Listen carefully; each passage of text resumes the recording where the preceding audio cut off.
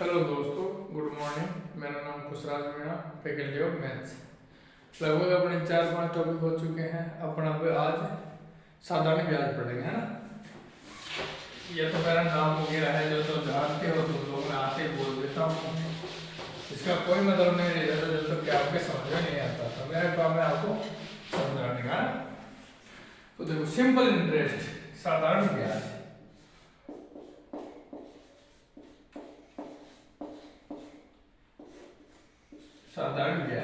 साधारण ब्याज को इंग्लिश में क्या बोला जाता है?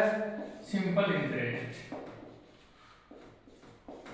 सिंपल इंटरेस्ट है ना, ये बोला जाता है। ठीक है, साधारण ब्याज को सिंपल इंटरेस्ट बोला जाता है। और इसमें होता है मूलधन। मूलधन को बोला जाता है पी, प्रिंसिपल होता है इसका मतलब। और फिर दर को क्या बोला जाता है? रेट। किससे डिनोट करते हैं? आर से डिनोट करते हैं। और समय को बोला जाता है टी, समय को टाइम से डिनोट करते हैं। इसमें सिर्फ एक ही फॉर्मूला होता है, बहुत सारे फॉर्मूले नहीं होते। एक को जोड़ तोड़ के अपने को निकाल लेना है। कभी दर पूछ लेता है, कभी मूलधन पूछ लेता है, कभी ब्याज पूछ लेता है, और कभी कुछ पूछ लेता है। लेकिन सूत्र सिर्फ एक ही है जो मैं भी लिखवा रहा हूँ। साधारण ब्याज का सूत्र होता है, साधारण ब्याज है ना, इसका एक ही सूत्र होता है, मूलधन इनटू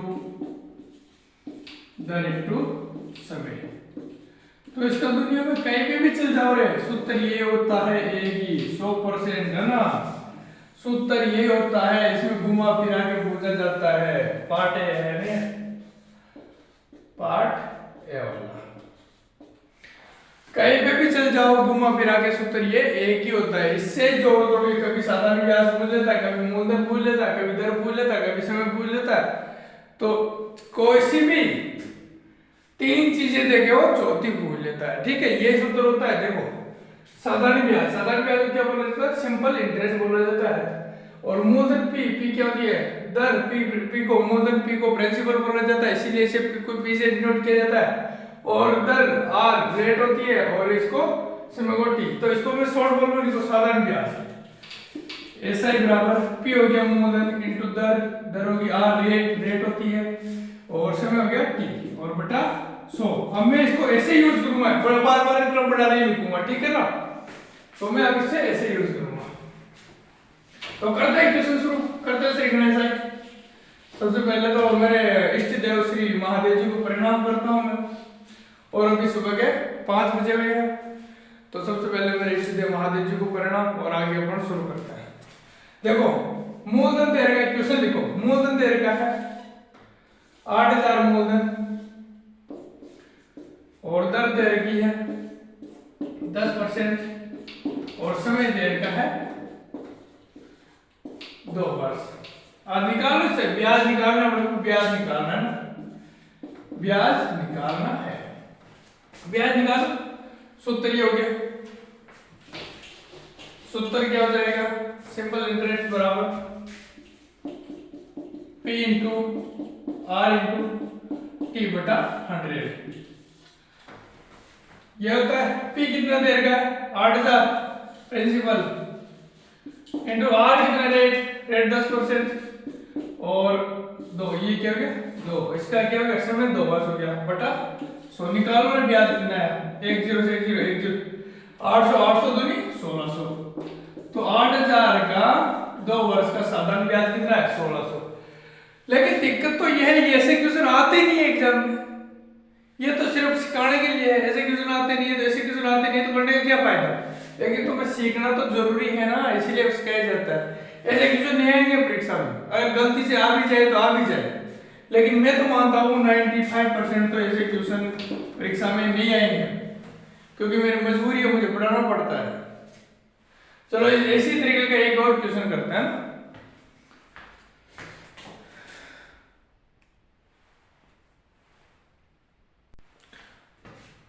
अब कैसे क्वेश्चन आते हैं वो देखते हैं। कैसे क्वेश्चन आ सकते हैं, कैसे क्वेश्चन आने की संभावनाएं रहती है।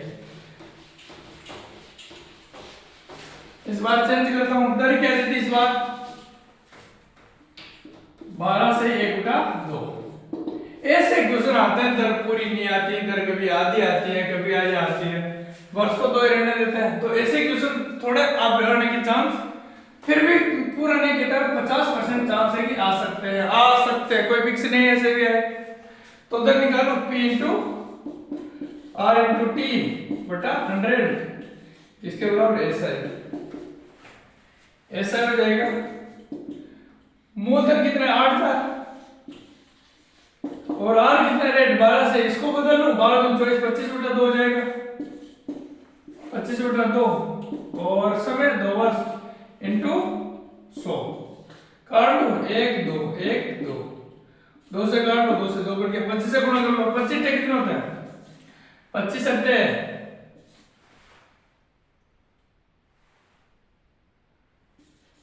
ये होता है ना 25 अट्ठे 200, 25 अट्ठे 200, ठीक है, 2000 रुपए क्या गया, ब्याज आ गया। अब तुम्हें मैथ सीखनी है तो क्या क्या काम करना है पहले वो देखो मैथ सीखनी है, मैथ की कैलकुलेशन अगर पास करनी है तुम्हें तो क्या क्या काम करना है वो देखते हैं। सबसे पहले तो 1 से 30 तक तो वर्ग याद होने चाहिए, 1 से 30 तक वर्ग याद होने चाहिए, ठीक है। मैं लिखता हूं, देखना 1 2 3 4 5 6 7 8 9 10 11 12 13 14 15 16 17 18 19 20 21 22 23 24 और 25 और 26, इनके क्या होने चाहिए, वर्ग याद होने चाहिए। 1 का वर्ग 1, 2 का वर्ग 4, 3 का वर्ग 9, 4 का वर्ग 16, 5 का वर्ग 25, 6 का वर्ग 36, 7 का वर्ग 49, 8 का वर्ग 64, 9 का वर्ग 81 और 10 का वर्ग 100, 11 का वर्ग 121, 12 का वर्ग 144, 13 का वर्ग 169, 14 का वर्ग 196 और 15 का वर्ग 225, 16 का वर्ग 256, 17 का वर्ग 289, 18 का वर्ग 324 और 19 का वर्ग 361 और 20 का वर्ग 400।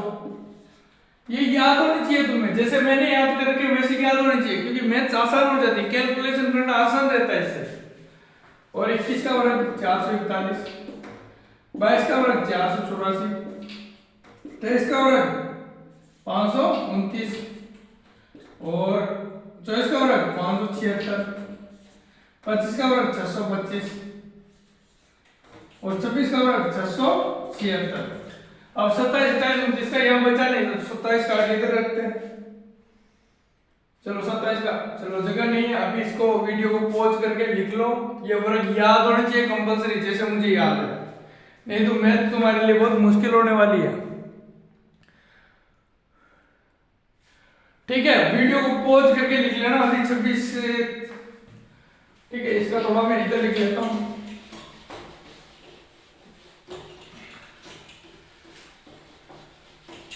हाँ 27 का वर्ग कितना होता है, 27 का 26 तक हो गया था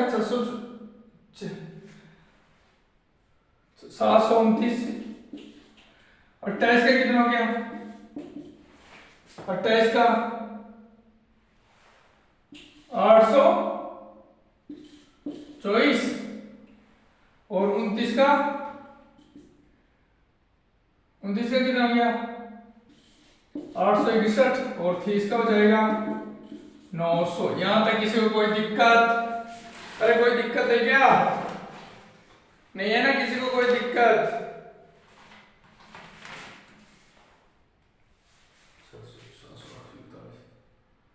सॉरी, इसका 841 होता है ना, मैंने जल्दीबाजी में गलत कर दिया। और 28 का भी 784, ये थोड़ा मिस्टेक हो गया यहाँ पे, थोड़ा मिस्टेक। ये होते हैं वर्ग,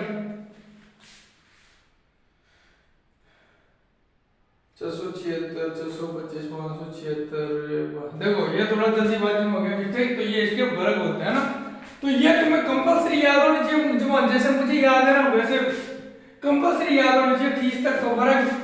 ये रटी लेना, नहीं तो मैथ्स में तुम्हारी पार पड़ने वाली नहीं है। और इसके बाद आते हैं घन। घन भी तुम्हें 20 तक याद हो जाए तो बहुत बढ़िया बात है, नहीं हो तो भी बहुत बढ़िया बात है, लेकिन जहां तक चाहे वहां तक होनी चाहिए, ठीक है। घन भी याद कर लेना। अब अपन आते हैं वापस सिंपल इंटरेस्ट में। अब एक थोड़ा खतरनाक वाले क्वेश्चन कर लेते हैं।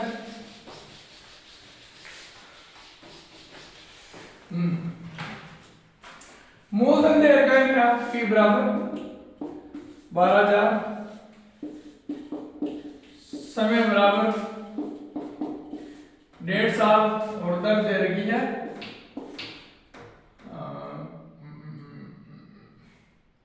12 से 1/2%। ऐसे ही क्वेश्चन आते हैं परीक्षा में, ये क्वेश्चन आने के चांस बढ़ जाते हैं। इनमें क्या पूरा फिक्स कुछ भी नहीं दे रखा होता है। पहले वही सूत्र है p into r into t, p into r into t बटा 100।